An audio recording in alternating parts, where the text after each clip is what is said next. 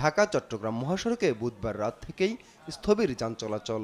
Shutdown কর্মসূচির অংশ হিসেবে বৃহস্পতিবার সকাল ৯টার দিকে কাজলা, শনির আখড়া, রায়েরবাগ ও শিমরাইল এলাকায় অবস্থান নেয় আন্দোলনকারীরা। এরপর থেকে দুপাশেই পুরোপুরি বন্ধ হয়ে যায় যান চলাচল। ২০ কিলোমিটার জুড়ে দেখা দেয় যানজট। পায়ে হেঁটে ভোগান্তি নিয়ে গন্তব্যে পৌঁছাচ্ছে মানুষ। একই সঙ্গে ঢাকা থেকে বিচ্ছিন্ন হয়ে পড়ে ১৬ জেলা। কষ্ট হয়েছে ভাই, এটা কই লাভ নাই।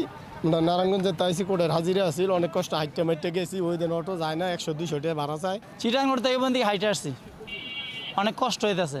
আজকের রাস্তার অবস্থা হলো করুণ অবস্থা, আমরা চলতে পারতেছি না। বেলা ১২টার দিকে ঢাকা আরিচা মহাসড়কে অবস্থান নেয় আন্দোলনকারীরা। পুলিশ তাদের ছত্রভঙ্গ করে দেয়। তবে সকাল থেকেই এই মহাসড়কে যান চলাচল সীমিত।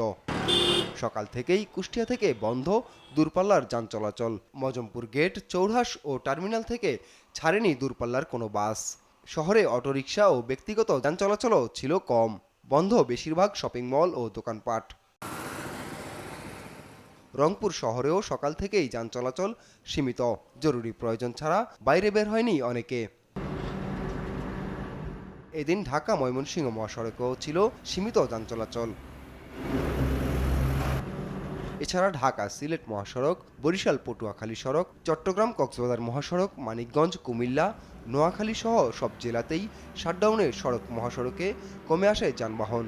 মানুষের উপস্থিতিও ছিল কম। আপন অপু, নিউজ ডেস্ক, দেশ টিভি।